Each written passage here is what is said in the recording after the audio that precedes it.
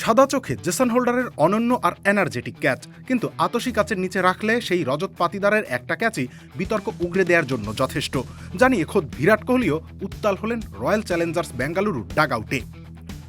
অষ্টম ওভারে হঠাৎ করেই ম্যাচের গতি বদলে দিল। খাটো লেন্থের বল মিডল আর লেগে পড়ে বলটা দেরিতে এলো ব্যাটে। রজত পাতিদার চেষ্টা করেছিলেন পিক আপ পুল খেলতে, কিন্তু টাইমিংটা ঠিক হলো না। ব্যাটের উপরের কানায় লেগে বলটা উড়ে গেল আকাশে, গন্তব্য অনিশ্চিত। ডিপ স্কোয়ার লেগ থেকে দৌড়ে এলেন জেসন হোল্ডার, আর ডান দিকে ছুটে আসছিলেন কাগিসো রাবাদা।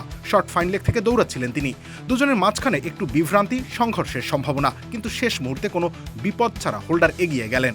ডান দিকে ঝাঁপিয়ে পড়ে হাত বাড়ালেন, আর অবিশ্বাস্যভাবে বলটা তার হাতে ধরা পড়ল। খালি চোখে এক নিখুঁত ক্যাচ। এভাবেই সবাই আপন হয়ে উঠুক ইসপির আপন করার সাথে। ইসপি, আপন করার স্বাদ। ফিরতে হলো রজত পাতিদারকে, কিন্তু গল্পটা সেখানেই শেষ হয়নি। রিপ্লে জায়ান্ট স্ক্রিনে আসতেই মাঠের বাইরে শুরু হলো নতুন নাটক। দেখে মনে হচ্ছিল বলের উপর নিয়ন্ত্রণ রাখতে পারেননি হোল্ডার।